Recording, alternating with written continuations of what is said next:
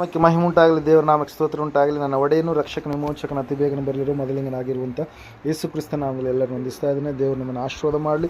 ಈ ಸಮಯದಲ್ಲಿ ನಮ್ಮ ಬಲಗಿನ ಮೇಲೆ ಕೆತ್ತೋಣ, ಈ ವಾಕ್ಯವನ್ನು ಅರಿಕೆ ಮಾಡೋಣ. ಯೆಹೋವನು ಒಳ್ಳೆಯವನು, ಆತನ ಕೃಪೆಯು ಶಾಶ್ವತವಾಗಿರುವುದು. ಯೆಹೋವನು ಒಳ್ಳೆಯವನು, ಆತನ ಕೃಪೆಯು ಶಾಶ್ವತವಾಗಿರುವುದು.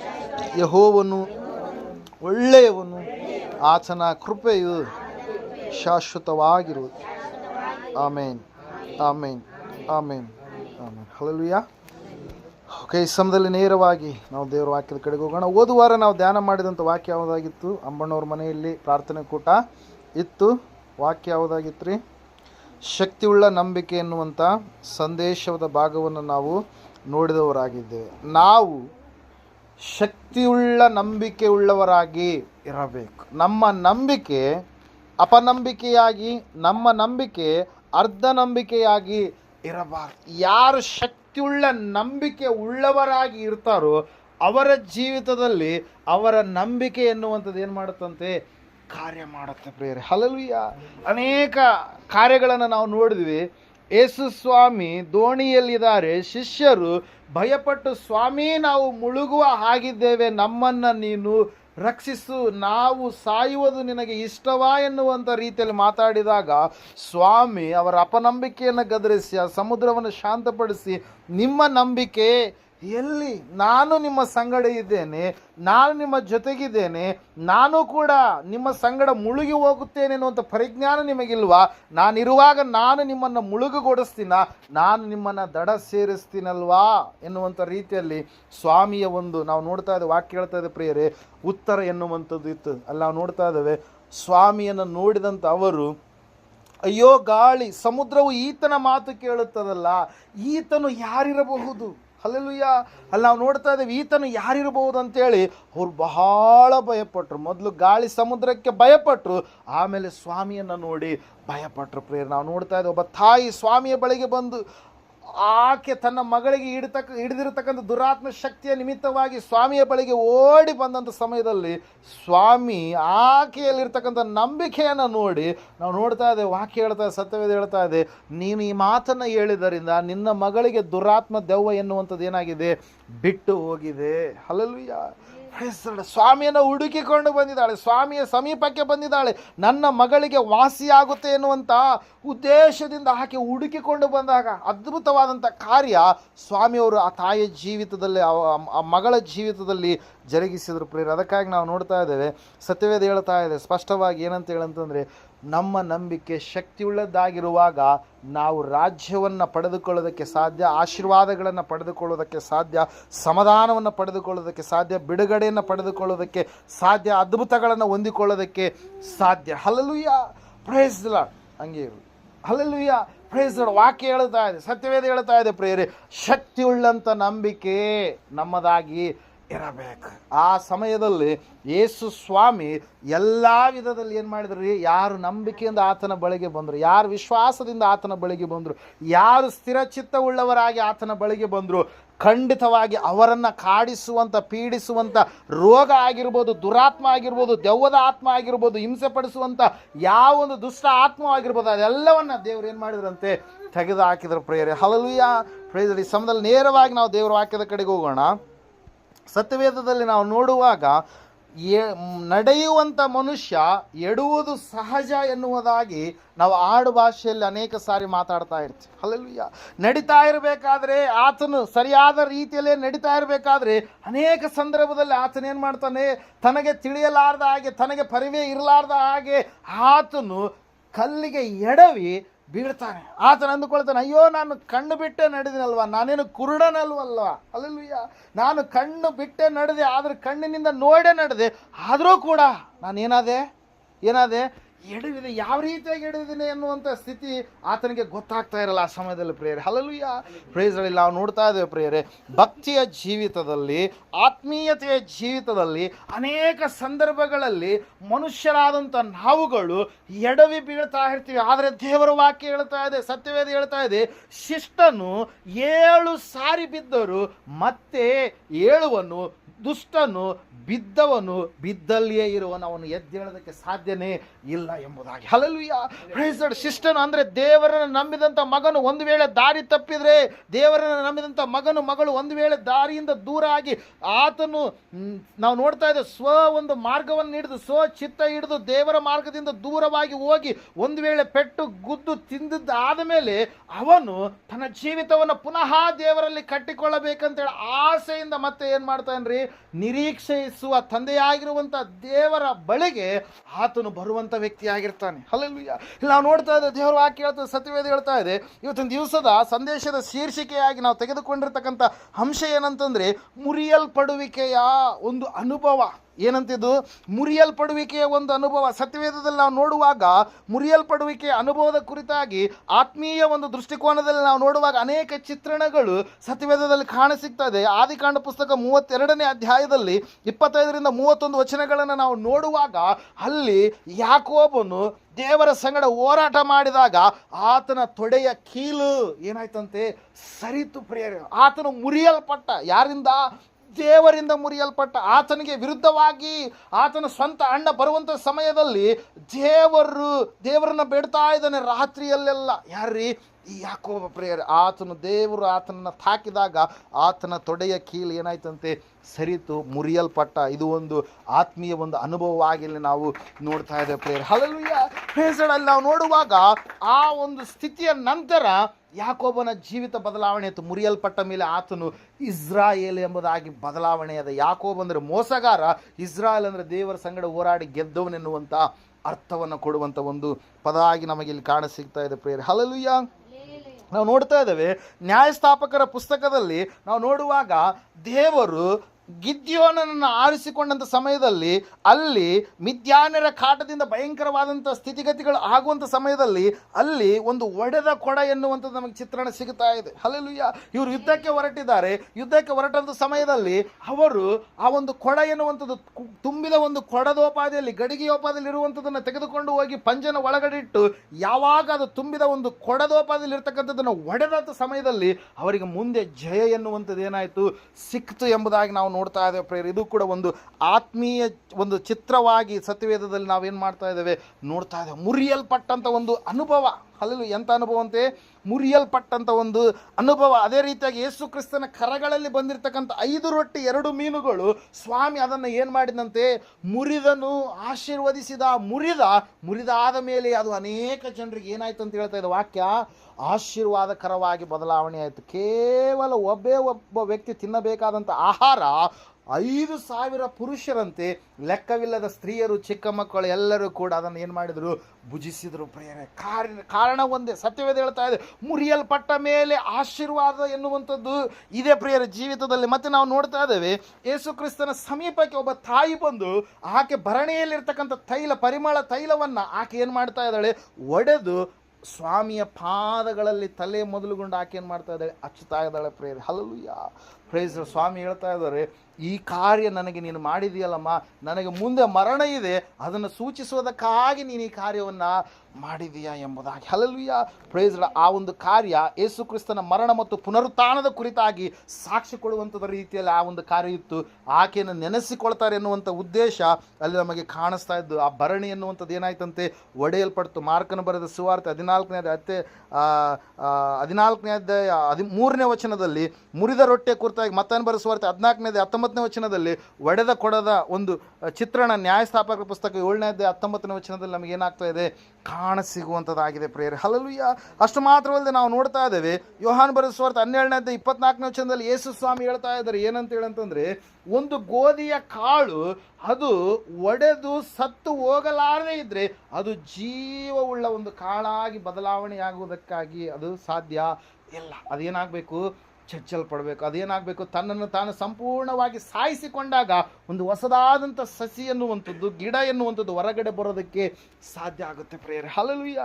ನಾವು ನೋಡ್ತಾ ಇದ್ದೇವೆ ದೇವರ ವಾಕ್ಯ ಹೇಳ್ತಾ ಇದೆ, ಇವು ಮುರಿಯಲ್ಪಡುವಿಕೆಯ ಒಂದು ಚಿತ್ರಣವಾಗಿ ನಮಗೇನು ಮಾಡ್ತಾ ಇದ್ದಾವೆ, ಕಾಣಸಿಗ್ತಾ ಇದೆ. ಮುರಿಯಲ್ಪಟ್ಟಾದ ಮೇಲೆ ಇರುವಂಥ ಒಂದು ಅನುಭವ ಎನ್ನುವಂಥದ್ದು ಆಶೀರ್ವಾದಕ್ಕೆ ನಮ್ಮನ್ನು ಕರೆದುಕೊಂಡು ಹೋಗುವಂಥದ್ದು ಆಗಿದೆ ಪ್ರಿಯರೇ. ಮುರಿಯಲ್ಪಡುವಿಕೆ ಎನ್ನುವಂಥದ್ದರ ಪದದ ಅರ್ಥವನ್ನು ನಾವು ನೋಡುವಾಗ ಆ ಒಂದು ಅರ್ಥ ಏನಾಗಿದೆ ಎಂಬುದಾಗಿ ನಾವು ನೋಡುವಾಗ ಒಂದು ಹೃದಯ ಎನ್ನುವಂಥದ್ದು ಏನಾಗಿದೆ, ಮುರಿಯಲ್ಪಟ್ಟಂಥ ಸ್ಥಿತಿಯಲ್ಲಿ ಇರುವಂಥದ್ದು, ಜಜ್ಜಿ ಹೋದಂಥ ಹೃದಯವಾಗಿ ಇರುವಂಥ ಒಂದು ಸ್ಥಿತಿ. ಹಲ್ಲೆಲೂಯಾ. ಅವ್ರಿಗೆ ಯಾರು ಆಧಾರ, ಆಸರೆ, ಆಶ್ರಯ ಯಾರು ಇರಲಾರ್ದಾಗಿ ಬರೀ ಕಷ್ಟದ ಮಧ್ಯದಲ್ಲಿ ಹಾದು ಹೋದಂಥ ಒಂದು ಸ್ಥಿತಿಗತಿಯನ್ನು ನಾವು ಮುರಿದ ಹೃದಯ ಎಂಬುದಾಗಿ, ಇದಕ್ಕೆ ಮುರಿಯಲ್ಪಡುವಿಕೆ ಎಂಬುದಾಗಿ ನಾವು ನೋಡ್ತಾ ಇದ್ದೇವೆ. ಅಷ್ಟು ಮಾತ್ರವಲ್ಲದೆ ಸತ್ಯವೇದದಲ್ಲಿ ನಾವು ಕೀರ್ತನೆಗಳ ಪುಸ್ತಕದಲ್ಲಿ ನಾವು ನೋಡುವಾಗ ಈ ರೀತಿಯಾಗಿ ಹೇಳ್ತಾ ಇದೆ. 147ನೇ ಕೀರ್ತನೆ 3ನೇ ವಚನ ಮುರಿದ ಹೃದಯ ಎಂಬುದಾಗಿ, ಕೀರ್ತನೆಗಳ ಪುಸ್ತಕ 51ನೇ ಕೀರ್ತನೆ 17ನೇ ವಚನದಲ್ಲಿ ಮುರಿದಿರುವಂಥ ಆತ್ಮ ಎಂಬುದಾಗಿ. ಅಲ್ಲಿ ಎಂಥದಂದ್ರೆ ಮುರಿಯಲ್ಪಟ್ಟಂಥ ಆತ್ಮ.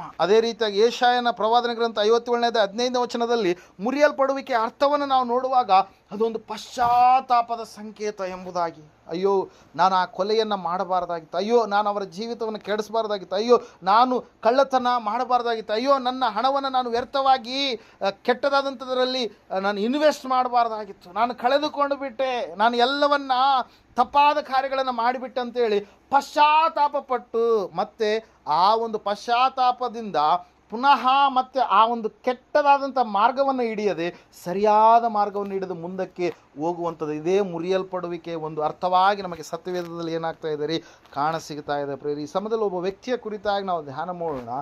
ಒಬ್ಬ ವ್ಯಕ್ತಿ ಆತನು ಯಾವ ರೀತಿಯಾಗಿ ಮುರಿಯಲ್ಪಟ್ಟನು ಎಂಬುದಾಗಿ, ಒಬ್ಬ ವ್ಯಕ್ತಿ ಆತನು ಯಾವ ರೀತಿಯಾಗಿ ಪಶ್ಚಾತ್ತಾಪಪಟ್ಟನು ಎಂಬುದಾಗಿ, ಒಬ್ಬ ವ್ಯಕ್ತಿ ಯಾವ ರೀತಿಯಾಗಿ ಆತನು ಜಜ್ಜಲ್ಪಟ್ಟನು ಎಂಬುದಾಗಿ, ಆತನ ಆತ್ಮ ಯಾವ ರೀತಿಯಾಗಿ ಮುರಿಯಲ್ಪಟ್ಟಿತು ಎಂಬುದಾಗಿ ನಾವು ನೋಡುವಾಗ ಸತ್ಯವೇದದಲ್ಲಿ ಕೀರ್ತನೆಗಳ ಪುಸ್ತಕ 51ನೇ ಕೀರ್ತನೆಯಲ್ಲಿ ಆ ಕೀರ್ತನೆಗಾರನು ಈ ರೀತಿಯಾಗಿ ರಚಿಸ್ತಾ ಇದ್ದಾನೆ. ಆತನು ಅರಸನಾಗಿರುವಾಗ ಆತನ ಕೈ ಕೆಳಗಡೆ ರಾಜ್ಯದಲ್ಲಿ ಇರುವಂಥ ಎಲ್ಲ ಪ್ರಜೆಗಳ ಮೇಲೆ ಆತನಿಗೆ ಅಧಿಕಾರ ಎನ್ನುವಂಥದ್ದು ಇರುವಾಗ ಆತನು ದೇವರ ಆಜ್ಞೆಗೆ ಮೀರಿ ಕೆಲವೊಂದು ತಪ್ಪುಗಳನ್ನು ಆತ ಮಾಡಿದ. ಈಗಾಗಲೇ ನಾನು ಹೇಳಿದೆ, ನಡೆಯುವ ಮನುಷ್ಯ ಎಡುವುದು ಸಹಜ. Hallelujah, praise the lord. ಮುಗ್ಗರಿಸುವಂಥದ್ದು ಸಹಜ. ಬಿದ್ದ ಮೇಲೆ ಹಂಗೆ ಎಡವಿ ಬಿದ್ದ ಮೇಲೆ ಹಂಗೆ ಬೀಳ್ತೀವ ನಾವು, ಹಂಗೆ ಜರಿಕೆ ಅಂತ ಜೀವನ ಪರ್ಯಂತರ ಹಂಗೆ ಹೋಗ್ತೀವ. ನಾವೇನು ಮಾಡ್ತೀವಿ?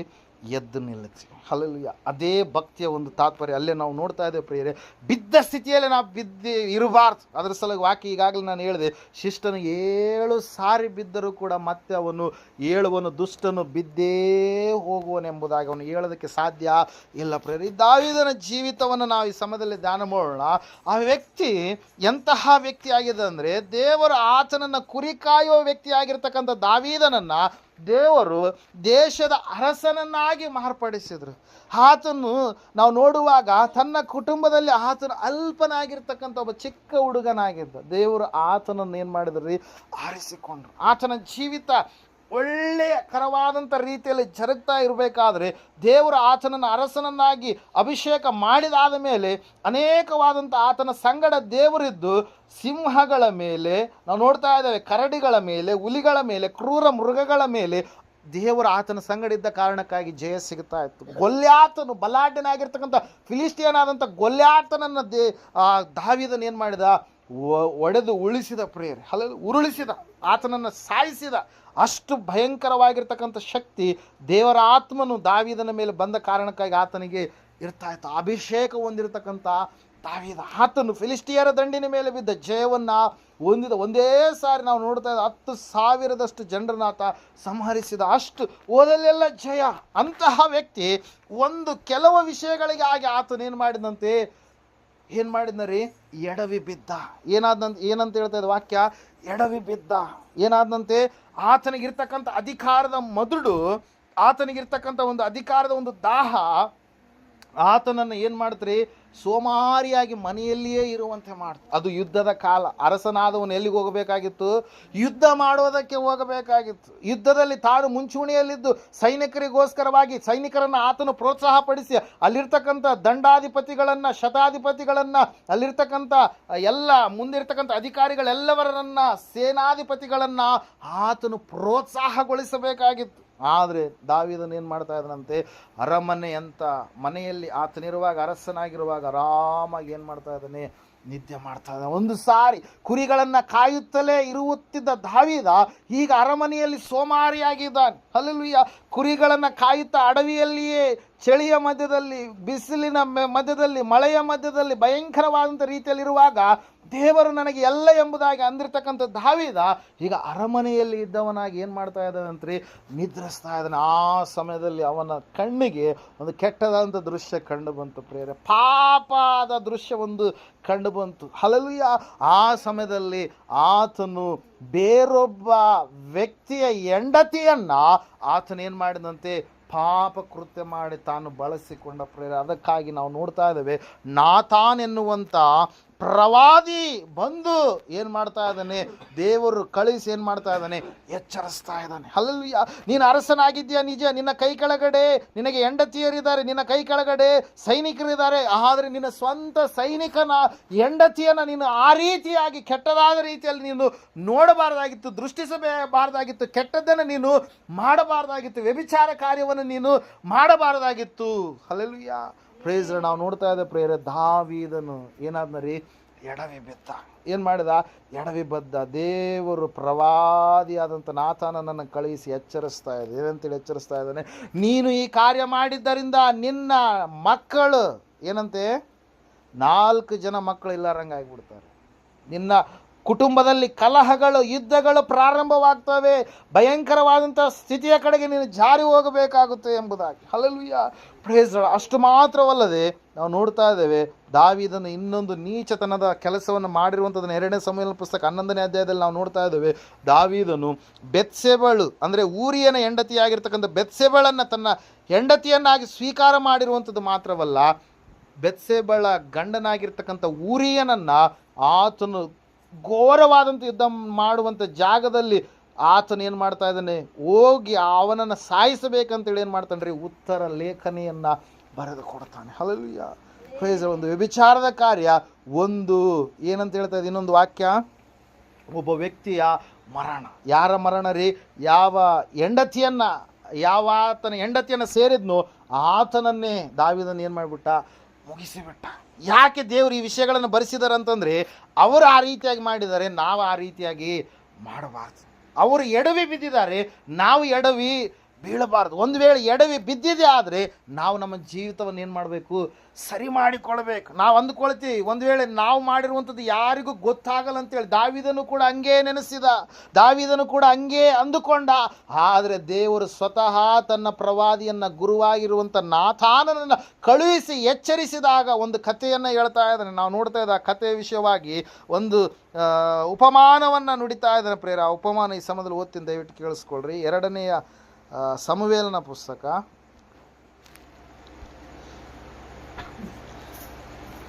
12ನೇ ಅಧ್ಯಾಯ 1ನೇ ವಚನದಿಂದ. ಯೆಹೋವನು ನಾತಾನನನ್ನು ದಾವೀದನ ಬಳಿಗೆ ಕಳುಹಿಸಿದನು. ಅವನು ಇವನ ಹತ್ತಿರ ಬಂದು ಹೇಳಿದ್ದೇನೆಂದರೆ, ಒಂದು ಊರಲ್ಲಿ 2 ಮನುಷ್ಯರಿದ್ದರು, ಒಬ್ಬನು ಐಶ್ವರ್ಯವಂತನು, ಇನ್ನೊಬ್ಬನು ಬಡವನು. ಐಶ್ವರ್ಯವಂತನಿಗೆ ಬಹಳ ಕುರಿ ದನಗಳು ಇದ್ದವು, ಬಡವನಿಗೆ 1 ಕುರಿಮರಿಯ ಹೊರತು ಬೇರೇನೂ ಇರಲಿಲ್ಲ. ಅವನು ಅದನ್ನು ಕೊಂಡುಕೊಂಡು ಸಾಕುತ್ತಾ ಇದ್ದನು.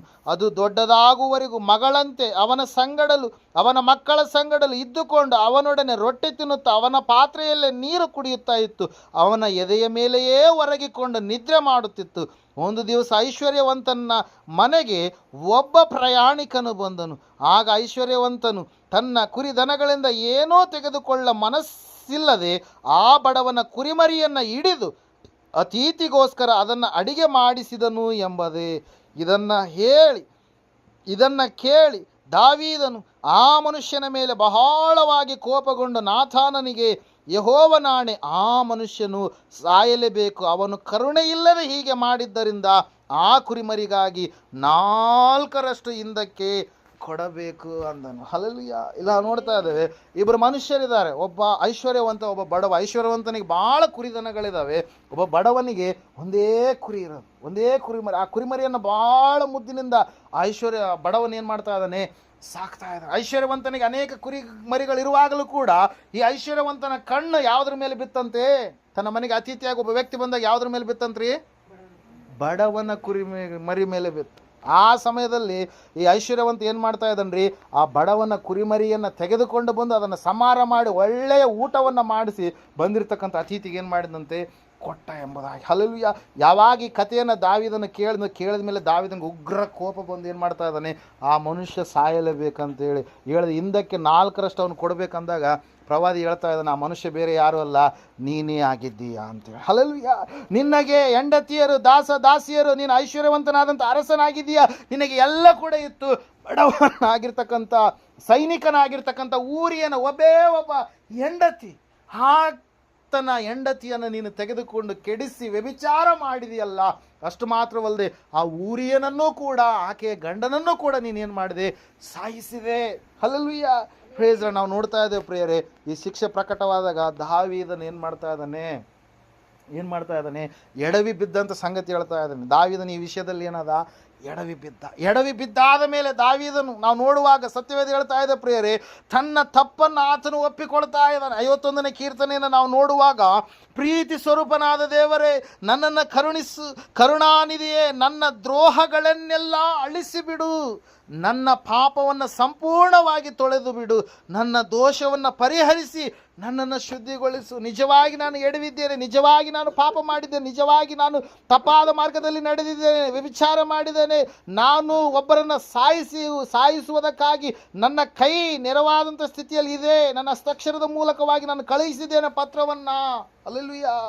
Price the Lord. ದಾವೀದನು ಪಶ್ಚಾತ್ತಾಪ ಪಡ್ತಾ ಇದ್ದಾನೆ. ಇದಕ್ಕೇನಂತೀವಿ ನಾವು, ಮುರಿಯಲ್ಪಡುವಿಕೆ. ಒಬ್ಬ ವ್ಯಕ್ತಿ ಮುರಿಯಲ್ಪಡುವಿಕೆಯ ಅನುಭವದ ಕಡೆಗೆ ಬರಬೇಕು. ತಪ್ಪು ಮಾಡ್ತಾನೆ ನಿಜ, ಮನುಷ್ಯನಾದ ಮೇಲೆ ತಪ್ಪು ಮಾಡುವುದು ಸಹಜ. ತಪ್ಪನ್ನು ತಿಳಿದುಕೊಂಡು ತಿದ್ದಿಕೊಂಡು ತಿರುಗಿಕೊಂಡು ಮತ್ತೆ ತನ್ನ ಜೀವಿತವನ್ನು ಸರಿಯಾದ ಮಾರ್ಗದಲ್ಲಿ ಕಟ್ಟಿಕೊಳ್ಳುವಂಥದ್ದು ಇದೆಯಲ್ವಾ, ಅದೇ ನಿಜವಾದಂಥ ಭಕ್ತಿಯ ಒಂದು ಶ್ರೇಷ್ಠತೆ ಆಗಿದೆ ಪ್ರಿಯರೇ. ಹಲ್ಲೆಲೂಯಾ. ತಪ್ಪು ಮಾಡಿದ್ದೇನೆ ಅಂತೇಳಿ ಮತ್ತೆ ಪುನಃ ಅದೇ ತಪ್ಪಿನಲ್ಲಿ, ಅದೇ ಪಾಪದಲ್ಲಿ, ಅದೇ ಕೆಟ್ಟದರಲ್ಲಿ, ಅದೇ ಕೆಸರಿನಲ್ಲಿ, ಅದೇ ಗೊಜ್ಜಲಲ್ಲಿ ನಾವು ಹೊರಳಾಡಿದರೆ ನಾವು ಬದಲಾವಣೆಯ ಒಂದು ಜೀವಿತವನ್ನು ಕಾಣೋದಕ್ಕೆ ಸಾಧ್ಯ ಇಲ್ಲ. ಎಡವಿ ಬಿದ್ದಂಥ ಸ್ಥಿತಿಯಲ್ಲಿಯೇ ಇರುವವರಾಗಿರ್ತೀವಿ. ಇಲ್ಲಿ ದಾವೀದನನ್ನು ನಾವು ನೋಡುವಾಗ, ದಾವೀದನು ಪರಿಪೂರ್ಣವಾಗಿ ತನ್ನ ಜೀವಿತ ಸಾಕ್ಷಿಯನ್ನು ಒಪ್ಪಿಕೊಳ್ತಾ ಇದ್ದಾನೆ.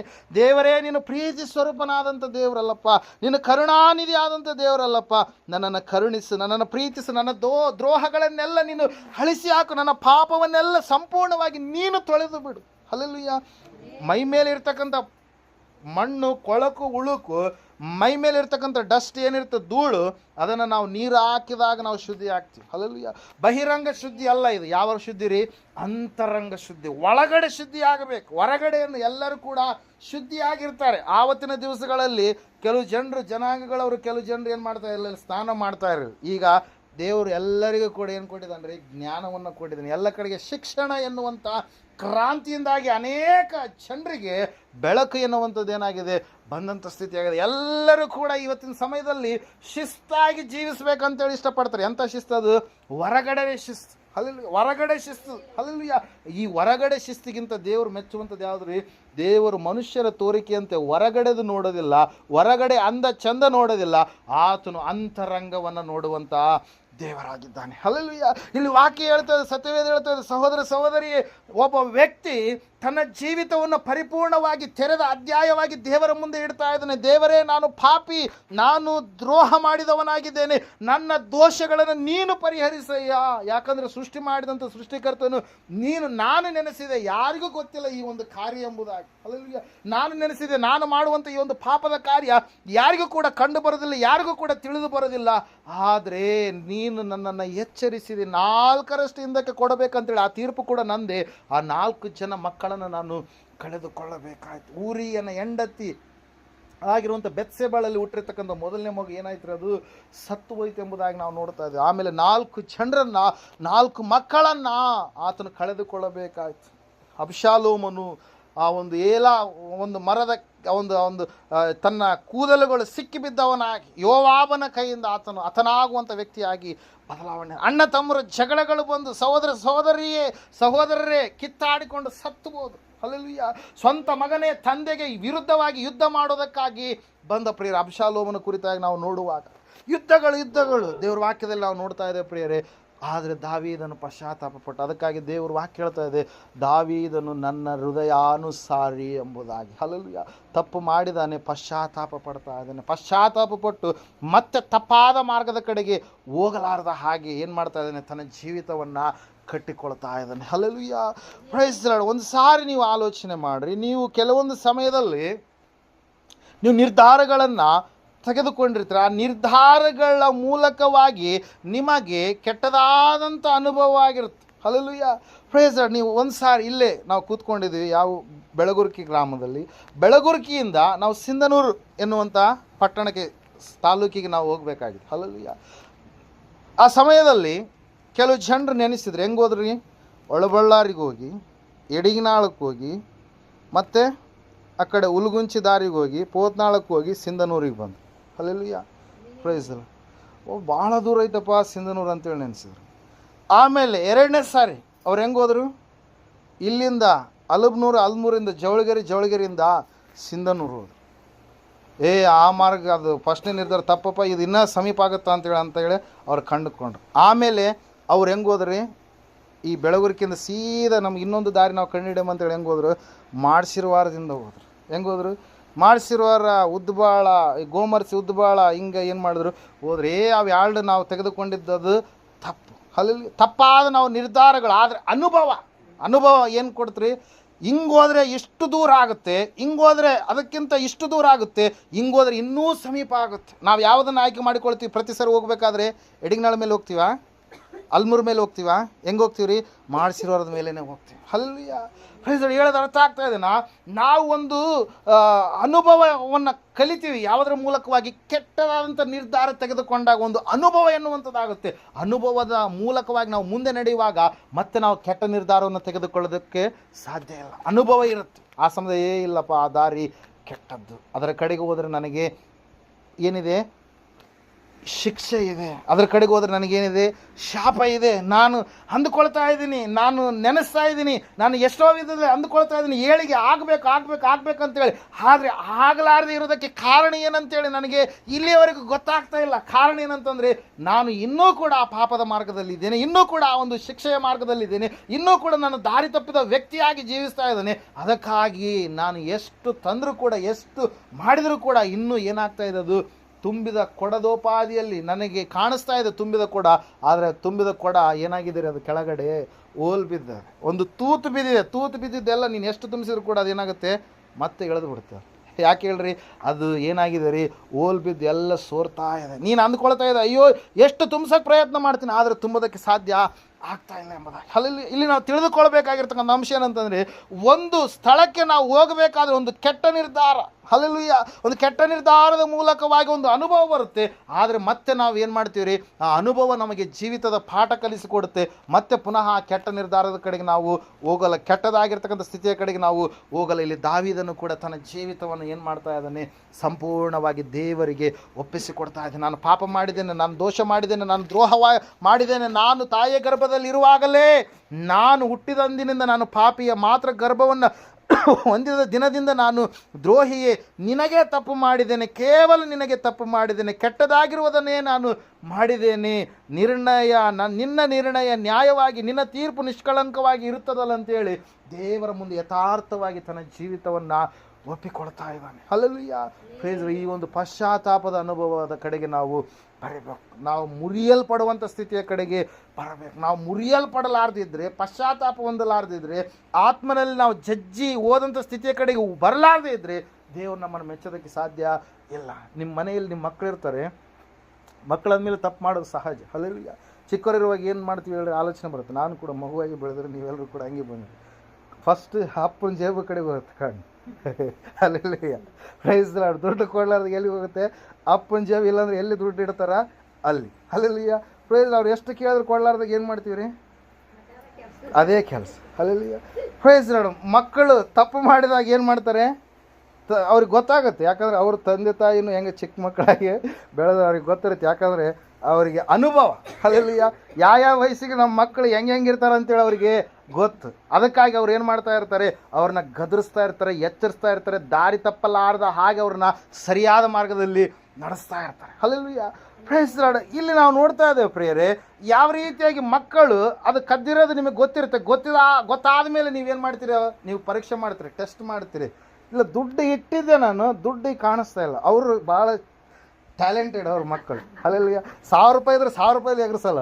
ಮಾಡ್ತಾರೆ, ಒಂದು 50 ರೂಪಾಯಿ 100 ರೂಪಾಯಿ ಎಗರಿಸ್ತಾರೆ. ಅಲ್ಲಿ ಎಲ್ಲ ಎಗರಿಸಿದ್ರೆ ಮೊಬೈಲ್ ಏನಾಗುತ್ತೆ ಗೊತ್ತಾಗ್ಬಿಡುತ್ತೆ. ಅಲ್ಲಿ ಪ್ರೈಸ್ ಲಾರ್ಡ್. ಆ ಸಮಯದಲ್ಲಿ ನೀವು ಸ್ವಲ್ಪ ಹೋಗಿರೋದು ನಿಮಗೆ ಗೊತ್ತಿರುತ್ತೆ. ಆ ಸಮಯದಲ್ಲಿ ನೀವು ಎಚ್ಚರಿಸಿದಾಗ ಮತ್ತೆ ಅದು ಆ ರೀತಿಯಾಗಿ ಕಂಡು ಬಂದರೆ ನೀವೇನು ಮಾಡ್ತೀರಿ? ಮಕ್ಕಳಿಗೆ ಕಠಿಣವಾದಂಥ ಶಿಕ್ಷೆಯನ್ನು ನೀವು ಕೊಟ್ಟು ಅವ್ರನ್ನ ಸರಿಯಾದ ಮಾರ್ಗದಲ್ಲಿ ನೀವು ನಡೆಸೋದಕ್ಕೆ ಪ್ರಯತ್ನ ಮಾಡ್ತೀರಿ ಪ್ರಿಯರೇ. ಒಂದು ವೇಳೆ ಅವ್ರನ್ನ ಹಂಗೆ ಬಿಟ್ಟರೆ ಅವರು ಮನೆ ಕಳ್ಳರಾಗ್ತಾರೆ, ಪಕ್ಕದ ಮನೆ ಕಳ್ಳರಾಗ್ತಾರೆ, ಬ್ಯಾಂಕ್ ಲೂಟಿ ಮಾಡುವಂಥವ್ರು ಆಗ್ತಾರೆ, ದೊಡ್ಡ ಶ್ರೀಮಂತರ ಮನೆಗಳನ್ನು ಕನ್ನ ಹೊಡೆಯುವಂಥವ್ರು ಆಗ್ತಾರೆ. ಒಂದು ವೇಳೆ ನೀವು ಹಂಗೆ ಬಿಟ್ಟರೆ, ಹಲ್ಲೆಲೂಯಾ, ಪಾಪವನ್ನು ಹಂಗೆ ಬಿಟ್ಟರೆ, ಅದನ್ನು ಕಟ್ ಮಾಡಿಕೊಳ್ಳಲಾರ್ದಾಗೆ ಅದರ ಜೊತೆ ಗುಡ್ ಬೈ ಹೇಳಲಾರ್ದೆ ನೀನು ಹಂಗೆ ಅದನ್ನು ಕಂಟಿನ್ಯೂ ಮಾಡಿದರೆ ಆ ಪಾಪ ಬೆಳೆದು ದೊಡ್ಡದಾಗಿ ಮುಂದೆ ಮರಣವನ್ನು ಏನು ಮಾಡುತ್ತದು ಹಡೆಯುತ್ತೆ ಪ್ರಿಯರೇ. ಅದಕ್ಕಾಗಿ ನಾವು ನೋಡ್ತಾ ಇದ್ದೇವೆ, ದೇವರ ವಾಕ್ಯ ಹೇಳ್ತಾ ಇದೆ, ದಾವೀದನು ಪಶ್ಚಾತ್ತಾಪಪಟ್ಟ ತನ್ನ ಜೀವಿತವೆಲ್ಲವನ್ನ ದೇವರ ಮುಂದೆ ಆತನು ಹೇಳಿಕೊಂಡು ದೇವರ ಹತ್ರ ಹೇಳ್ತಾ ಇದ್ದಾನೆ, ದೇವರೇ ನನ್ನ ಹೃದಯ ಕೆಟ್ಟು ಹೋಗಿದೆ, ನನ್ನಲ್ಲಿ ಶುದ್ಧ ಹೃದಯವನ್ನು ನೀನೇನು ಮಾಡು, ನಿರ್ಮಿಸು, ನನಗೆ ಸ್ಥಿರ ಚಿತ್ತವನ್ನು ಕೊಡು, ನನ್ನ ಚಿತ್ತ ಚಂಚಲ ಆಗ್ತಾ ಇದೆ, ಚಂಚಲ ಮನಸ್ಸುಳ್ಳವನಾಗಿದ್ದೀನಿ, 2 ಮನಸ್ಸುಳ್ಳವನಾಗಿದ್ದೀನಿ, ನನ್ನ ಮನಸ್ಸು ಬದಲಾವಣೆ ಆಗ್ತಾ ಇದೆ, ಗಾಳಿಯಲ್ಲಿ ತೇಲಾಡುವಂಥ ಸ್ಥಿತಿಯಲ್ಲಿ ನನ್ನ ಮನಸ್ಸಾಗಿದೆ, ಚಂಚಲದ ಸ್ಥಿತಿ ನನ್ನಿಂದ ದೂರ ಮಾಡು, ನನಗೆ ಸ್ಥಿರ ಚಿತ್ತವನ್ನು ಅನುಗ್ರಹಿಸಿ ನನ್ನನ್ನು ನೀನು ನೂತನಪಡಿಸು, ಹೊಸ ವ್ಯಕ್ತಿಯನ್ನಾಗಿ ನೀನು ಮಾಡು. ನೀನು ಕುಂಬಾರನಲ್ವಾ, ನಾನು ನಿನ್ನ ಕೈಯಲ್ಲಿರ್ತಕ್ಕಂಥ ಜೇಡಿ ಮಣ್ಣಾಗಿ ನನ್ನ ಜೀವಿತವೆಲ್ಲವನ್ನು ನಿನಗೆ ಒಪ್ಪಿಸಿಕೊಡ್ತೀನಿ, ನನ್ನನ್ನು ನೀನು ಮಾರ್ಪಡಿಸು. Hallelujah, praise the lord. ಕುಂಬಾರನ ಕೈಯಲ್ಲಿ ಜೇಡಿ ಮಣ್ಣಿರುವಾಗ, ಜೇಡಿ ಮಣ್ಣು ಆಗಾಗ ಅದು ಕೆಟ್ಟು ಹೋಗುವಂಥ ಸ್ಥಿತಿಯಲ್ಲಿರುವಾಗ ಕುಂಬಾರನ ಏನು ಮಾಡ್ತಾನ್ರಿ, ಆ ಜೇಡಿ ಮಣ್ಣಿನ ಮುದ್ದೆ ಕೆಟ್ಟು ಹೋದಾಗ ಪುನಃ ತನಗೆ ಸರಿತೋಚುವ ಹಾಗೆ ಅದನ್ನು ಏನು ಮಾಡ್ತಾನೆ, ಒಳ್ಳೆಯ ಆಕಾರಕ್ಕೆ ತರ್ತಾನೆ. ತಂದಾದ ಮೇಲೆ ಅದು ಒಳ್ಳೆಯ ಅಂದವಾದ ಚಂದವಾದ ಪಾತ್ರೆಯಾಗಿ ಬದಲಾವಣೆಯಾಗಿ ಅದು ಅನೇಕರಿಗೆ ಉಪಯೋಗಕರವಾದಂಥ ವಸ್ತುವಾಗಿ ಆಗುತ್ತೆ ಪ್ರೇರೆ. ಅದೇ ರೀತಿಯಾಗಿ ಪರಮ ಕುಂಬಾರನಾಗಿರ್ತಕ್ಕಂಥ ದೇವರ ಬಳಿಯಲ್ಲಿ ನಿನ್ನ ಜೀವಿತವನ್ನು ನೀನು ಒಪ್ಪಿಸಿಕೊಡುವಾಗ, ನಿನ್ನನ್ನು ನೀನು ಯಥಾರ್ಥವಾಗಿ ಆತನ ಮುಂದೆ ಸರೆಂಡರ್ ಮಾಡಿಕೊಳ್ಳುವಾಗ, ಆತನಿಗೆ ಸಂಪೂರ್ಣವಾಗಿ ನೀನು ಒಪ್ಪಿಸಿಕೊಡುವಾಗ ನಿನ್ನ ಜೀವಿತವನ್ನು ಕೂಡ ಆತನು ರೂಪಿಸ್ತಾನೆ ಪ್ರೇರೆ. ಹೊಸ ವ್ಯಕ್ತಿಯಾಗಿ ನಿನ್ನನ್ನು ಆತನು ರೂಪಿಸ್ತಾನೆ, ಹೊಸ ಒಂದು ಸ್ಥಿತಿಯ ಕಡೆಗೆ ನಿನ್ನನ್ನು ನಡೆಸ್ತಾನೆ, ನಿನ್ನಲ್ಲಿ ನೂತನವಾದಂಥ ಹೃದಯವನ್ನು ಹುಟ್ಟಿಸ್ತಾನೆ, ನಿನ್ನಲ್ಲಿ ನೂತನವಾದಂಥ ಮನಸ್ಸನ್ನು ಹುಟ್ಟಿಸ್ತಾನೆ, ನಿನ್ನಲ್ಲಿ ಸಂಭ್ರಮೋತ್ಸವದ ಧ್ವನಿ ಉಂಟಾಗುವಂತೆ ಆತನು ಮಾಡ್ತಾನೆ. ಇದಕ್ಕೆ ನಾವು ಪಶ್ಚಾತ್ತಾಪ ಎಂಬುದಾಗಿ ನಾವು ನೋಡ್ತಾ ಇದ್ದೇವೆ ಪ್ರೇರೆ. ಅದಕ್ಕಾಗಿ ದಾವೀದನು ಆಗಿದ್ದಾನೆ. ಏನಂತೇಳಿ ಅಂದರೆ, ದೇವರೇ, ನಾನು ನಿನ್ನ ಸನ್ನಿಧಿಯಿಂದ ದೂರ ಆಗಬಾರ್ದು, ನಾನು ತಪ್ಪಿ ಹೋಗಿದ್ದೇನೆ, ಎಡವಿದ್ದೇನೆ, ನನ್ನ ಜೀವಿತವನ್ನು ಪುನಃ ನಾನು ಕಟ್ಟಿಕೊಳ್ಳಬೇಕಂತೇಳಿ ನಾನು ಆಸೆ ಉಳ್ಳವನಾಗಿದ್ದೇನೆ. ನನ್ನ ಆಸೆ, ನನ್ನ ನಿರೀಕ್ಷೆ ಅದು ಏನಾಗಬಾರ್ದು, ನಿರಾಶೆ ಆಗಬಾರ್ದು. ನನ್ನ ಆಸೆ, ನನ್ನ ನಿರೀಕ್ಷೆ ಅದೇನಾಗಬಾರ್ದು, ಸಂಪೂರ್ಣವಾಗಿ ನೆರವೇರಬೇಕು ಎನ್ನುವಂಥ ರೀತಿಯಲ್ಲಿ ನಾವು ನೋಡ್ತಾ ಇದ್ದೇವೆ. ದಾವೀದನು ಏನು ಮಾಡಿದರಿ, ತನ್ನ ಜೀವಿತವನ್ನು ದೇವರಿಗೆ ಒಪ್ಪಿಸಿಕೊಟ್ಟ. ಆವಾಗ ದಾವೀದನ ಜೀವಿತ ದೇವರು ಅವನನ್ನು ಕ್ಷಮಿಸಿ ಆತನ ಜೀವಿತದಲ್ಲಿ ಆಶ್ಚರ್ಯ ಕಾರ್ಯಗಳನ್ನು ಪುನಃ ಆತನ ಏನು ಮಾಡಿದ, ದೇವರು ಜರುಗಿಸಿದ ಪ್ರೇರ. 17ನೇ ವಚನದಲ್ಲಿ ನಾವು ನೋಡ್ತಾ ಇದ್ದೇವೆ, ಕುಗ್ಗಿದ ಮನಸ್ಸೇ ದೇವರಿಗೆ ಇಷ್ಟ ಯಜ್ಞ, ದೇವರೇ ಪಶ್ಚಾತ್ತಾಪದಿಂದ ಜಜ್ಜಿಹೋದ ಮನಸ್ಸನ್ನು ನೀನು ತಿರಸ್ಕರಿಸುವುದಿಲ್ಲ ಎಂಬುದು. ಅದಕ್ಕಿಂತ ಮೇಲಿನ ವಚನದಲ್ಲಿ ನಾವು ನೋಡ್ತಾ ಇದ್ದೇವೆ, ನಿನಗೆ ಯಜ್ಞಗಳಲ್ಲಿ ಅಪೇಕ್ಷೆ ಇಲ್ಲ ಇದ್ದರೆ ಸಮರ್ಪಿಸೇನು, ಸರ್ವಾಂಗ ಹೋಮಗಳಲ್ಲಿ ನಿನಗೆ ಸಂತೋಷವಿಲ್ಲ. ಕೆಲವು ಜನರು ಪಾಪ ಮಾಡ್ತಾರೆ, ಆಯ್ತು ಇಷ್ಟು ಒಂದು ಯಜ್ಞ ಮಾಡಿಬಿಟ್ರೆ ಆಯ್ತು, ವರ್ಷಕ್ಕೊಂದ್ಸರಿ ಯಜ್ಞ ಮಾಡಿಬಿಟ್ರೆ ಆಯ್ತು, ನಮ್ಮ ಪಾಪಗಳ ದೋಷಗಳೆಲ್ಲ ಅಳೆದು ಹೋಗ್ಬಿಡ್ತವೆ. ದೇವರಿಗೆ ಅದು ಇಲ್ಲ ಪ್ರಿಯರೇ. ನಿನ್ನ ಮನಸ್ಸಿಗೆ ನಿನಗೆ ಒಂದು ವೇಳೆ ಅದು ಶಾಂತಿ ಕೊಡಬೇದೇನೋ, ಆದರೆ ಖಂಡಿತವಾಗಿ ದೇವರು ಮಾತ್ರ ನಿನ್ನನ್ನು ಕ್ಷಮಿಸೋದಕ್ಕೆ ಸಾಧ್ಯ ಇಲ್ಲ. ಅದಕ್ಕಾಗಿ ನಾವು ನೋಡ್ತಾ ಇದ್ದೇವೆ, ಸತ್ಯವೇದ ಹೇಳ್ತಾ ಇದೆ, ಇವತ್ತು ಮುರಿಯಲ್ಪಡುವಂಥ ಅನುಭವದ ಕಡೆಗೆ ನೀನು ಬರಬೇಕು. ನೀನು ಮಾಡಿದಂಥ ಪ್ರತಿಯೊಂದು ತಪ್ಪುಗಳು, ಪಾಪಗಳು ಯಥಾರ್ಥವಾಗಿ ನಿನ್ನ ದೇವರ ಸನ್ನಿಧಾನದಲ್ಲಿ ನೀನು ನಿನ್ನ ಜೀವಿತವನ್ನು ಒಪ್ಪಿಸಿಕೊಡು. ಯಥಾರ್ಥವಾಗಿ ನೀನು ಮಾಡಿರ್ತಕ್ಕಂಥ ಎಲ್ಲ ಕೆಟ್ಟದಾದಂಥ ಒಂದು ಸ್ಥಿತಿಗಳು ಏನಾಗಿದ್ದವು, ಯವನ ಕಾಲದಲ್ಲಿ ನೀನು ನಡೆದಂಥ ಜೀವಿತ ಏನಾಗಿದೆಯೋ ಅದನ್ನು ಒಪ್ಪಿಸು ದೇವರ ಮುಂದೆ. ನೀನು ಮಾಡಿರ್ತಕ್ಕಂಥ ಕೆಲಸಗಳು ಏನಾಗಿದೆಯೋ ಅವುಗಳನ್ನು ಸಂಪೂರ್ಣವಾಗಿ ಯಥಾರ್ಥವಾಗಿ ನಿನ್ನ ದೇವರ ಮುಂದೆ ಒಪ್ಪಿಸಿಕೊಡು. ದೇವರ ನಿಯಮ ಏನಾಗಿದೆಯೋ ಆ ನಿಯಮಕ್ಕೆ ನೀನು ಒಳಗಾಗಿ ಜೀವಿಸು. ನಿನ್ನ ಹೆಂಡತಿ ನಿನ್ನ ಆಸ್ತಿ, ನಿನ್ನ ಗಂಡ ನಿನ್ನ ಆಸ್ತಿ, ಮೂರನೇ ವ್ಯಕ್ತಿ ನಿಮ್ಮಿಬ್ಬರ ಮಧ್ಯದಲ್ಲಿ ಬರಬಾರದು. ನಿನ್ನ ಮಕ್ಕಳ ಒಂದು ಆಸ್ತಿಯಾಗಿ ನಿನ್ನ ಮಕ್ಕಳನ್ನು ನಿನಗೆ ದೇವರು ಕೊಟ್ಟಿದ್ದಾನೆ. ಆ ಮಕ್ಕಳನ್ನು ಪೋಷಿಸುವ, ಸಂರಕ್ಷಿಸುವಂಥ ಬಾಧ್ಯತೆ ದೇವರು ನಿನಗೆ ಕೊಟ್ಟಿದ್ದಾನೆ. ಅದನ್ನು ನೀನು ಸರಿಯಾದ ರೀತಿಯಲ್ಲಿ ನಿರ್ವಹಿಸಬೇಕು. ಗಂಡ ಹೆಂಡತಿಯನ್ನು ಪ್ರೀತಿಸಬೇಕು, ಹೆಂಡತಿ ಗಂಡನನ್ನು ಪ್ರೀತಿಸಬೇಕು. ಗಂಡ ಹೆಂಡತಿ ಇಬ್ಬರು ಮಕ್ಕಳನ್ನು ಸಂರಕ್ಷಿಸುವವರಾಗಿರಬೇಕು. ಅವರು ತಂದೆ ತಾಯಿಗಳೆಂಬುದಾಗಿ ಅನಿಸ್ಕೊಳ್ತಾರೆ. ಮಕ್ಕಳು ತಂದೆ ತಾಯಿಯ ಮಾತನ್ನು ಕೇಳುವವರಾಗಿ ಇರಬೇಕು, ಜೀವಿಸುವವರಾಗಿ ಇರಬೇಕು. ಈ ಒಂದು ಜೀವಿತ ನಿಜವಾಗಿಯೂ ಕೂಡ ಆಶೀರ್ವಾದಕರವಾದಂಥ ಜೀವಿತವಾಗಿ ಇರುತ್ತೆ ಪ್ರೇರ. ಅದಕ್ಕಾಗಿ ನಾವು ನೋಡ್ತಾ ಇದ್ದೇವೆ, ದೇವ್ರ ವಾಕ್ಯ ಹೇಳ್ತದೆ, ಸತ್ಯವೇದ ಹೇಳ್ತಾ ಇದೆ, ಶಿಷ್ಟನು 7 ಸಾರಿ ಬಿದ್ದರು ಮತ್ತೆ ಹೇಳುವನು. ಬಿದ್ದಲ್ಲಿಯೇ ಬೀಳುವವನು ಶಿಷ್ಟನು ಅಲ್ಲ, ಅವನು ದುಷ್ಟನು ಎಂಬುದಾಗಿ ನೀನು ಪುನಃ ಎದ್ದೇಳಬೇಕು. ಎಡವಿದ್ದೀಯಾ, ಈಗ ನಿನ್ನ ಜೀವಿತವನ್ನು ನೀನು ಕಟ್ಟಿಕೊಳ್ಳುವಂಥ ವ್ಯಕ್ತಿ ಆಗಬೇಕು. ಹಲ್ಲೆಲೂಯಾ.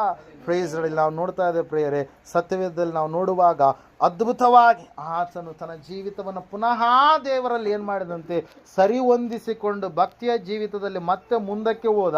ಮತ್ತೆ ದೇವರು ಆತನನ್ನು ಅಭಿಷೇಕಿಸಿ ಆಶೀರ್ವದಿಸಿ ಉನ್ನತವಾದಂಥ ಸ್ಥಿತಿಯ ಕಡೆಗೆ ಆತನನ್ನು ನಡೆಸಿದ ಪ್ರಿಯರೇ. ಯುದ್ಧಗಳಲ್ಲಿ ಜಯವೀರನಾಗಿ ದಾವೀದನು ಹೊರಹೊಮ್ಮಿದ.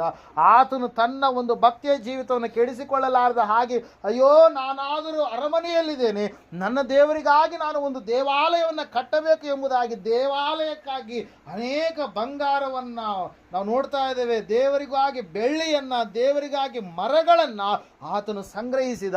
ಆದರೆ ದೇವರು ಹೇಳ್ತಾ ಇದ್ದಾನೆ, ನೀನು ನನ್ನ ಆಲಯವನ್ನು ಕಟ್ಟಬಾರದು, ನಿನ್ನ ಮಗನು ಆತನು ನನ್ನ ಆಲಯವನ್ನು ಕಟ್ಟಲಿ. ಯಾಕಂದರೆ ನಿನ್ನ ಕೈ ಅನೇಕವಾದಂಥ ರಕ್ತ ಅಪರಾಧವನ್ನು ಮಾಡಿದೆ, ಅದಕ್ಕಾಗಿ ನನ್ನ ಆಲಯವನ್ನು ನಿನ್ನ ಮಗನು ಕಟ್ಟಲಿ ಎಂಬುದಾಗಿ ಹೇಳಿದಾಗ ಅದಕ್ಕೂ ಕೂಡ ದಾವೀದನು ಏನು ಮಾಡ್ತಾ ಇದ್ದಾನೆ, ಒಪ್ಪಿಕೊಳ್ತಾ ಇದ್ದಾನೆ. ಪ್ರತಿಯೊಂದು ಸಮಯದಲ್ಲಿಯೂ ಕೂಡ ದೇವರನ್ನೇ ಮುಂದೆ ಇಟ್ಟು ಹೋಗ್ತಾ ಇದ್ದಾನೆ. ಹಲ್ಲೆಲೂಯಾ. ಆ ಒಂದು ತಪ್ಪನ್ನು, ಆ ಒಂದು ನಾವು ನೋಡ್ತಾ ಇದ್ದೇವೆ, ತಪ್ಪಿ ಹೋದಂಥ ಜೀವಿತದಿಂದ ಮತ್ತೆ ತನ್ನ ಜೀವಿತವನ್ನು ಸರಿಯಾದ ಜೀವಿತವಾಗಿ ಆತನೇನು ಮಾಡಿದ, ಮಾರ್ಪಡಿಸಿಕೊಂಡ ಪ್ರಿಯರೇ. ಇವತ್ತು ದೇವರು ನಿನ್ನ ಮುಂದೆ ಇದ್ದಾನೆ. ಆತ ನಿನ್ನ ಜೀವಿತವನ್ನು ಗೊತ್ತಿರುವಂಥ ದೇವರಾಗಿದ್ದಾನೆ. ಇವತ್ತು ನಿನ್ನ ಜೀವಿತವನ್ನು ದೇವರ ಮುಂದೆ ಯಥಾವರ್ತವಾಗಿ ಯಥಾವಿಧಿಯಾಗಿ ನೀನು ಏನಾಗಿದೆಯೋ ಅದನ್ನು ನೀನು ದೇವರ ಮುಂದೆ ಹೇಳುವಾಗ ಖಂಡಿತವಾಗಿ ದೇವರು ನಿನ್ನನ್ನು ಪುನಃ ಬ್ಲೆಸ್ ಮಾಡ್ತಾನೆ, ಆಶೀರ್ವದಿಸ್ತಾನೆ. ನಿನ್ನ ಜೀವಿತ ತೆರೆದ ಅಧ್ಯಾಯವಾಗಿ, ನಂಬಿಕೆಯ ಒಂದು ಕುಟುಂಬವಾಗಿ, ಆರೋಗ್ಯದ ಒಂದು ಕುಟುಂಬವಾಗಿ, ನಿನ್ನ ಒಂದು ಭಕ್ತಿಯ ಜೀವಿತ ಸಂಪೂರ್ಣವಾಗಿ ವಿಶ್ವಾಸದ ಒಂದು ಕುಟುಂಬವಾಗಿ ಅದು ಇರಬೇಕೆಂಬುದು ದೇವರ ಒಂದು ಇಷ್ಟಚಿತ್ತವಾಗಿದೆ ಪ್ರಿಯರೇ. ಅದಕ್ಕಾಗಿ ನಾವು ನೋಡ್ತಾ ಇದ್ದೇವೆ, ನಿನ್ನ ಕುಟುಂಬ ದರ್ಶನದ ಕುಟುಂಬವಾಗಬೇಕಾಗಿದೆ. ನಿನ್ನ ಕುಟುಂಬ ದೇವರ ಆಶೀರ್ವಾದದ ಕುಟುಂಬವಾಗಿ ಬದಲಾವಣೆ ಆಗಬೇಕಾಗಿದೆ. ನಿನ್ನ ಕುಟುಂಬ ಸಮೃದ್ಧಿಯ ಕುಟುಂಬವಾಗಿ ಬದಲಾವಣೆ ಆಗಬೇಕಾಗಿದೆ. ಅದನ್ನು ನೀನು ಕಾಣಬೇಕಾದರೆ ನೀನು ಪಶ್ಚಾತ್ತಾಪಪಟ್ಟು ನಿನ್ನ ತಪ್ಪುಗಳನ್ನೆಲ್ಲ ಒಪ್ಪಿಕೊಂಡು, ದೇವರಿಗೆ ಗೊತ್ತಿರಲಾರ್ದು ಯಾವುದಿಲ್ಲ, ಆತನಿಗೆ ಎಲ್ಲವೂ ಕೂಡ ಗೋಚರ, ಕತ್ತಲೆಯಲ್ಲಿ ಮಾಡಿರುವಂಥದ್ದು ಕೂಡ ಆತನಿಗೆ ಕಾಣುತ್ತೆ ಎಂಬುದಾಗಿ ನೀನು ತಿಳಿದುಕೊಂಡು ಅರಿತುಕೊಂಡು ನಿನ್ನ ಜೀವಿತವನ್ನು ಯಥಾರ್ಥವಾಗಿ ನೀನು ಒಪ್ಪಿಕೊಳ್ಳುವಾಗ ನಾವು ನೋಡ್ತಾ ಇದ್ದೇವೆ, ನಿನ್ನನ್ನು ದೇವರು ಒಂದು ಹೊಸದಾದಂಥ ವ್ಯಕ್ತಿಯನ್ನಾಗಿ ನಿನ್ನನ್ನು ರೂಪಿಸ್ತಾನೆ. ಹಲ್ಲೆಲೂಯಾ. ನಿನ್ನನ್ನು ದೇವರು ಒಂದು ಹೊಸದಾದಂಥ ಅಧ್ಯಾಯವಾದ ಒಂದು ಆರಂಭದ ಕುರಿತಾಗಿ ದೇವರು ನಿನ್ನ ಜೀವಿತವನ್ನು ಮತ್ತೆ ಪ್ರಾರಂಭಿಸ್ತಾನೆ. ಆ ಸಮಯದಲ್ಲಿ ನಿನ್ನ ಅಧ್ಯಾಯದಲ್ಲಿ ಕಪ್ಪು ಚುಕ್ಕೆಗಳಿರೋದಿಲ್ಲ. ಆ ಸಮಯದಲ್ಲಿ ನಿನ್ನ ಅಧ್ಯಾಯದಲ್ಲಿ ಅಳುವಿಕೆ, ಅಸಮಾಧಾನ ಇರೋದಿಲ್ಲ. ಆ ಸಮಯದಲ್ಲಿ ನಿನ್ನ ಅಧ್ಯಾಯವೇ ಬದಲಾವಣೆಯಾಗಿರುತ್ತೆ. ಯಾಕಂದರೆ ನೀನು ಮತ್ತು ದೇವರು, ದೇವರು ಮತ್ತು ನೀನು. ಹಲ್ಲೆಲೂಯಾ. Praise Lord. ಅದಕ್ಕಾಗಿ ಪ್ರಿಯರೇ, ಅದಕ್ಕಾಗಿ ಸತ್ಯವೇದ ಈ ಸಮಯದಲ್ಲಿ ನಮ್ಮ ಸಂಗಡ ಮಾತಾಡ್ತಾ ಇದೆ, ನೀನು ಮುರಿಯಲ್ಪಡುವಂಥ ಅನುಭವದ ಕಡೆಗೆ ಬರಬೇಕಾಗಿದೆ. ದಾವೀದನು ಮುರಿಯಲ್ಪಟ್ಟ, ತಪ್ಪು ಮಾಡಿದ, ಎಡವಿದ, ಆದರೆ ತನ್ನ ಜೀವಿತವನ್ನು ಪುನಃ ಆತನು ಮಾನಸಾಂತರಪಟ್ಟು ತನ್ನ ಜೀವಿತವನ್ನು ಆತನು ಪುನಃ ಕಟ್ಟಿಕೊಂಡ, ಪಶ್ಚಾತ್ತಾಪಪಟ್ಟ, ತನ್ನ ಹೃದಯವನ್ನು ಮುರಿಯಲ್ಪಟ್ಟಂಥ ಸ್ಥಿತಿಯ ಕಡೆಗೆ ಹೋದ, ತನ್ನ ಆತ್ಮವನ್ನು ಮುರಿಯಲ್ಪಟ್ಟಂಥ ಸ್ಥಿತಿಯ ಕಡೆಗೆ ಹೋದ. ದೇವರ ಆತನನ್ನು ಮೆಚ್ಚಿ ಆತನನ್ನು ಆಶೀರ್ವದಿಸಿ ಆತನ ಜೀವಿತ ಒಂದು ಸಾಕ್ಷಿಯ ಜೀವಿತವಾಗಿ ಅದೇ ಒಂದು ಡೇವಿಡ್ ಲೈನೇಜಲ್ಲಿ ದಾವೀದನ ಒಂದು ವಂಶದಲ್ಲಿ ದಾವೀದನ ಕುಮಾರನಾಗಿ ದೇವರು ಬರುವುದಕ್ಕೂ ಕೂಡ ಆತನೇನು ಮಾಡಲಿಲ್ಲ, ನಾಚಿಕೆ ಪಡಲಿಲ್ಲ. ಅದ್ರ ಸಲುವಾಗಿ ನಾವು ನೋಡ್ತಾ ಇದ್ದೇವೆ, ದಾವೀದನು ದೇವರ ಹೃದಯಾನುಸಾರಿಯಾಗಿದ್ದಾನೆ. ನಾವು ಕೂಡ ಎಡವಿದ್ದೀವೇನೋ, ಇವತ್ತಿನ ದಿವಸ ನಮ್ಮ ಭಕ್ತಿಯ ಜೀವಿತವನ್ನು ನಾವು ಕಟ್ಟಿಕೊಳ್ಳೋಣ.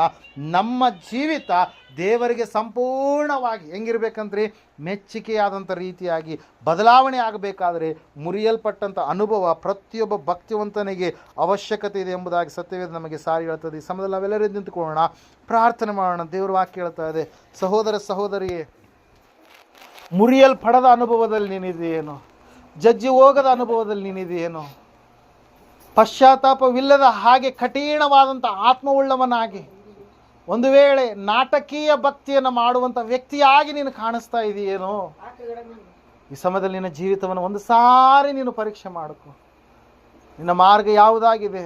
ಒಂದು ವೇಳೆ ನೀನು ಗೊತ್ತಿಲ್ಲ ಅಂದ್ಕೊಂಡಿದೆಯೇನೋ, ದಾವೀದನ ಬಳಿಗೆ ನಾಥಾನ ಪ್ರವಾದಿಯನ್ನು ದೇವರು ಕಳುಹಿಸಿ ಶ್ರೀಮಂತ ಬಡವನ ಒಂದು ದೃಷ್ಟಾಂತವನ್ನು ಹೇಳಿಸಿದ ಹಾಗೆ ನಿನಗೂ ಕೂಡ ಅನೇಕ ಸಾರಿ ದಾವೀದನಿಗೆ ಎಚ್ಚರಿಸಿದ ಹಾಗೆ ನಿನಗೂ ಕೂಡ ದೇವರು ಅನೇಕ ವಿಷಯದಲ್ಲಿ ನಿನ್ನನ್ನು ಕೂಡ ಎಚ್ಚರಿಸಿದಾನೇನೋ, ವಾಕ್ಯದ ಮೂಲಕವಾಗಿ ಎಚ್ಚರಿಸಿದಾನೇನೋ, ಕೆಲವೊಂದು ಘಟನೆಗಳ ಮೂಲಕವಾಗಿ ಎಚ್ಚರಿಸಿದಾನೇನೋ. ಮೊಬೈಲ್ ಓಪನ್ ಮಾಡಿದಾಗ ಅಲ್ಲಿ ಕೆಲವೊಂದು ವಾಗ್ದಾನ ವಿಷಯದ ಕುರಿತಾಗಿ, ಎಚ್ಚರಿಕೆಯ ಮಾತುಗಳ ಕುರಿತಾಗಿ ನಿನ್ನನ್ನು ಎಚ್ಚರಿಸಿದಾನೇನೋ. ಆದರೂ ಕೂಡ ಇನ್ನೂ ಕೂಡ ನೀನು ತಿದ್ದಿಕೊಳ್ತಾ ಇಲ್ವೇನೋ, ತಿರುಗಿಕೊಳ್ತಾ ಇಲ್ವೇನೋ, ಒಂದು ನೂತನವಾದಂಥ ವ್ಯಕ್ತಿಯಾಗಿ, ನೂತನ ಸ್ವಭಾವವುಳ್ಳ ವ್ಯಕ್ತಿಯಾಗಿ ನೀನು ಬದಲಾವಣೆ ಆಗುವುದಕ್ಕಾಗಿ ಇಷ್ಟಪಡ್ತಾ ಇಲ್ವೇನೋ. ದಾವೀದನು ಹಂಗೆ ಮಾಡಲಿಲ್ಲ. ದಾವೀದನು ಸಂಪೂರ್ಣವಾಗಿ ತನ್ನ ಜೀವಿತ ತೆರೆದ ಅಧ್ಯಾಯವಾಗಿದೆ ಎಂಬುದಾಗಿ ಗ್ರಹಿಸಿಕೊಂಡ ದೇವರೇ ನಿನಗೆ ಎಲ್ಲ ಸರ್ವವು ಸಾಧ್ಯ, ಸರ್ವವನ್ನು ಬಲ್ಲಂತ ದೇವರು ನೀನೆಂಬುದಾಗಿ, ನಿನಗೆ ಕತ್ತಲೆಯಲ್ಲಿರುವಂಥದ್ದು ಗೋಚರ ಎಂಬುದಾಗಿ ದೇವರ ಮುಂದೆ ಯಥಾರ್ಥವಾಗಿ ತನ್ನ ಪಾಪಗಳನ್ನೆಲ್ಲ, ತನ್ನ ದ್ರೋಹಗಳನ್ನೆಲ್ಲ, ತನ್ನ ದೋಷಗಳನ್ನೆಲ್ಲ ಒಪ್ಪಿಕೊಂಡಾಗ ಆತನನ್ನು ದೇವರು ಕ್ಷಮಿಸಿದರು. ಪ್ರಿಯರೇ, ಈ ಸಮಯದಲ್ಲಿ ನಾವು ಮಾಡಿದಂಥ ಪ್ರತಿಯೊಂದು ದ್ರೋಹಗಳನ್ನು, ಪಾಪಗಳನ್ನು, ದೋಷಗಳನ್ನು ಯಥಾರ್ಥವಾಗಿ ದೇವರ ಸನ್ನಿಧಾನದ ಮುಂದೆ ನಾವು ಒಪ್ಪಿಕೊಳ್ಳೋಣ. ಯಾರ ಮನಸ್ಸನ್ನು ನೋವುಪಡಿಸಿದ್ದೇವೆ, ಯಾರ ಒಂದು ಜೀವಿತದಲ್ಲಿ ನಾವು ಕೆಟ್ಟದ್ದು ಮಾಡಿದ್ದೇವೆ, ಯಾರಿಗೆ ನಾವು ಕಷ್ಟ ಕೊಟ್ಟಿದ್ದೇವೆ, ನೋವು ಕೊಟ್ಟಿದ್ದೇವೆ, ಬಾಧೆ ಕೊಟ್ಟಿದ್ದೇವೆ, ನಾವು ಆ ರೀತಿಯಾಗಿ ಇರಬಾರ್ದಾಗಿತ್ತು.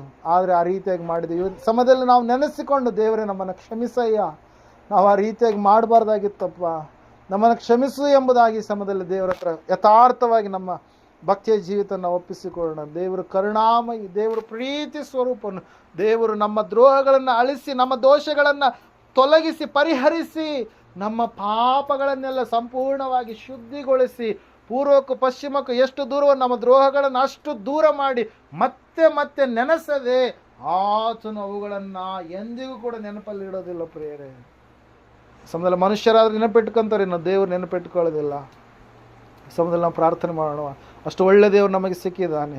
ನಮ್ಮ ಜೀವಿತವನ್ನು ಆತನಿಗೆ ಒಪ್ಪಿಸಿಕೊಳ್ಳೋಣ. ನೀನು ಒಂದು ವೇಳೆ ಪಶ್ಚಾತ್ತಾಪ ಮುರಿಯಲ್ಪಟ್ಟಂಥ ಸ್ಥಿತಿಯಿಂದ ದೇವರಲ್ಲಿ ನೀನು ಈ ಸಮಯದಲ್ಲಿ ಪ್ರಾರ್ಥನೆಯಲ್ಲಿ ಪಾಲ್ಗೊಳ್ಳೋದಾದರೆ ಖಂಡಿತವಾಗಿ ನಿನ್ನ ಜೀವಿತದಲ್ಲಿ ಒಂದು ಅದ್ಭುತವಾದಂಥ, ಒಂದು ಸಂಪೂರ್ಣವಾದಂಥ ಆಶೀರ್ವಾದದ ಒಂದು ಬದುಕು ಎನ್ನುವಂಥದ್ದು ಇವತ್ತಿನ ದಿವಸದಿಂದ ಪ್ರಾರಂಭವಾಗಲಿಕ್ಕಿದೆ. ನೀನು ಸಂಪೂರ್ಣವಾಗಿ ಪಶ್ಚಾತ್ತಾಪದ ಮೂಲಕವಾಗಿ ಈ ಸಮಯದಲ್ಲಿ ಪ್ರಾರ್ಥನೆಯಲ್ಲಿ ಪಾಲ್ಗೊಳ್ಳೋದಾದರೆ ಈ ಸಮಯದಲ್ಲಿ ಪ್ರಾರ್ಥನೆ ಮಾಡಿಕೊಳ್ಳೋಣ. ಮಹೋನ್ನತರು, ಮಹಾಪರಿಶುದ್ಧನಾದ ಮಹಾದೇವರು, ನಿನಗೆ ಸ್ತೋತ್ರಗಳಪ್ಪ. ಹೌದು ಸ್ವಾಮಿ, ಪ್ರಾರ್ಥಿಸ್ತಾ ಇದ್ದೇವಪ್ಪ. ದಾವೀದನು ಪಶ್ಚಾತ್ತಾಪ ಪಟ್ಟ, ದಾವೀದನು ಮುರಿಯಲ್ಪಟ್ಟ, ದಾವೀದನು ತನ್ನ ಆತ್ಮವನ್ನು ಜಜ್ಜಿಸಲ್ಪಟ್ಟ, ಪ್ರಾರ್ಥಿಸಿದ, ಉಪವಾಸದಿಂದ ಪ್ರಾರ್ಥಿಸಿದ, ನಿನ್ನ ಸನ್ನಿಧಾನದಲ್ಲಿ ಬೇಡಿಕೊಂಡ, ಗೋಗರೆದ. ದೇವರೇ, ನಿನ್ನ ಸನ್ನಿಧಿಯಿಂದ ನನ್ನನ್ನು ತಳ್ಳಬೇಡ ಎಂಬುದಾಗಿ, ನಿನ್ನ ಪರಿಶುದ್ಧ ಆತ್ಮನನ್ನು ನನ್ನಿಂದ ತೆಗೆಯಬೇಡ ಎಂಬುದಾಗಿ, ಅಭಿಷೇಕವನ್ನ ನಾನು ನಿರ್ಲಕ್ಷಿಸಿದೆ, ನನ್ನನ್ನು ಕ್ಷಮಿಸು ಎಂಬುದಾಗಿ. ಹೌದು ರಾಜ, ಈ ಸಮಯದಲ್ಲಿ ನಾವು ಕೂಡ ಸ್ವಾಮಿ ಕೆಲವೊಂದು ವಿಷಯಗಳಲ್ಲಿ ಎಡವಿದಂತಹ ಸ್ಥಿತಿಯಲ್ಲಿದ್ದೇವೆ ಸ್ವಾಮಿ. ಅವುಗಳನ್ನು ಜ್ಞಾಪಕಪಡಿಸಿ ಅವುಗಳ ವಿಷಯದಲ್ಲಿ ಪುನಃ ಪುನಃ ನಾವು ಜಾರಿ ಹೋಗದಾಗಿ ನಮ್ಮ ಜೀವಿತವನ್ನು ಭಕ್ತಿಯ ಮಾರ್ಗದಲ್ಲಿ ಕಟ್ಟಿಕೊಳ್ಳುವ ಹಾಗೆ ಸಹಾಯ ಮಾಡಿ ನಡೆಸ್ರಯ್ಯ ದೇವರ. ಹೌದು ಸ್ವಾಮಿ, ಕೆಲವೊಂದು ಕರ್ತನೆ ನಿನಗೆ ವಿರುದ್ಧವಾದಂಥ ಕಾರ್ಯಗಳನ್ನು ಸ್ವಾಮಿ ಆಲೋಚನೆಯಲ್ಲಿ, ಕ್ರಿಯೆಯಲ್ಲಿ ಮಾಡಿದವರಾಗಿದ್ದೇವಪ್ಪ, ನಮ್ಮನ್ನು ಕ್ಷಮಿಸಯ್ಯ ದೇವ. ಪ್ರಾರ್ಥಿಸ್ತಾ ಇದ್ದೇವೆ ಸ್ವಾಮಿ, ನೀನು ಕರುಣಾನಿಧಿಯಾಗಿರುವ ದೇವರು, ನಮ್ಮ ಮೇಲೆ ನಿನ್ನ ಕರುಣೆಯನ್ನು ಇರಿಸಯ್ಯ.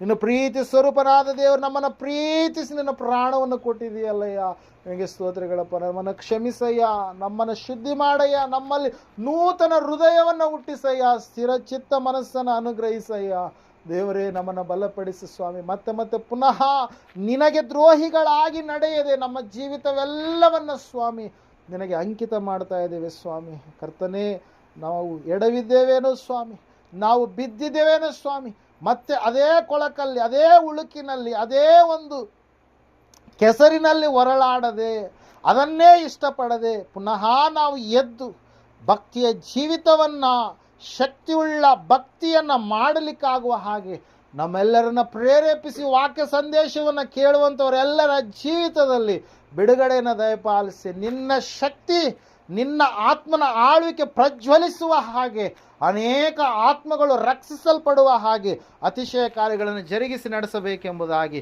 ಕರ್ತನೆ. ಯಾರಿಗೆ ಆರೋಗ್ಯ ಬೇಕಾಗಿದೆಯೋ ಅವರಿಗೆ ಆರೋಗ್ಯವನ್ನು, ಯಾರಿಗೆ ಸಮಾಧಾನ ಬೇಕಾಗಿದೆ ಅವರಿಗೆ ಸಮಾಧಾನವನ್ನು, ಯಾರಿಗೆ ಬಿಡುಗಡೆ ಬೇಕಾಗಿದೆ ಅವರಿಗೆ ಬಿಡುಗಡೆಯನ್ನು ಈ ಸಮಯದಲ್ಲಿ ಅನುಗ್ರಹಿಸಿ ಕರುಣಿಸಿ ನಡೆಸ. ಒಳ್ಳೆ ವರ್ಷಧಾರಣೆ ಮಾಡಿದಕ್ಕಾಗಿ ಸ್ತೋತ್ರ, ನಮ್ಮನ್ನು ಜ್ಞಾಪಕ ಮಾಡಿಕೊಂಡಿದ್ದಕ್ಕಾಗಿ ಸ್ತೋತ್ರಗಳಯ್ಯ ಕರ್ತನೆ. ವಿಶೇಷವಾಗಿ ಪ್ರಾರ್ಥನೆಗೋಸ್ಕರ ಸ್ಥಳಾವಕಾಶ ಮಾಡಿಕೊಟ್ಟಂತ ಈ ಕುಟುಂಬವನ್ನು ಆಶೀರ್ವದಿಸಿ ನಡೆಸಿ, ಕುಟುಂಬದಲ್ಲಿ ಇನ್ನು ಮುಂದೆ ಒಳ್ಳೆಯ ಶುಭ ಕಾರ್ಯಗಳು ಜರುಗುವ ಹಾಗೆ ಕರ್ತನೆ ಸ್ವಾಮಿ, ಒಂದು ಒಳ್ಳೆಯ ಚೈತನ್ಯ, ಕೊರಡು ಚಿಗುರುವ ಹಾಗೆ, ಬಂಜರು ಭೂಮಿಯಲ್ಲಿ ನೀರು ಹರಿಯುವ ಹಾಗೆ, ಫಲವತ್ತತೆ ಕಾಣುವ ಹಾಗೆ, ಫಲ ಕಾಣುವ ಹಾಗೆ ಈ ಭಕ್ತಿಯ ಕುಟುಂಬವಾಗಿ ಮಾರ್ಪಡಿಸಿ ನಡೆಸಿ ನಿನ್ನ ಚಿತ್ತ ನೆರವೇರಿಸ್ತಾ ಬರಬೇಕೆಂಬುದಾಗಿ ಕೂಡಿ ಬಂದಿರತಕ್ಕಂಥವ್ರು ಎಲ್ಲರ ಕುಟುಂಬಗಳನ್ನು ನಿನ್ನ ಕರಗಳಲ್ಲಿ ಒಪ್ಪಿಸಿಕೊಡುತ್ತಾ ಪ್ರತಿಯೊಬ್ಬರ ಜೀವಿತದಲ್ಲಿ ಮೇಲನ್ನು ಬದಲಾವಣೆಯನ್ನು ಆಶೀರ್ವಾದದ ಶಿಖರ ಉತ್ತುಂಗದಲ್ಲಿ ಜೀವಿಸಲಿಕ್ಕಾಗುವ ಹಾಗೆ ನಿನ್ನನ್ನು ಆತುಕೊಂಡು ಹೊಂದಿಕೊಂಡು ನಿನ್ನ ಆಜ್ಞೆಗಳಿಗೆ ವಿಧೇಯತೆಯುಳ್ಳ ಮಕ್ಕಳಾಗಿ ಜೀವಿಸಲಿಕ್ಕಾಗುವ ಹಾಗೆ ಇವರೆಲ್ಲರನ್ನು ಅಣಿಗೊಳಿಸಿ ನಡೆಸ್ತಾ ಬರಬೇಕೆಂಬುದಾಗಿ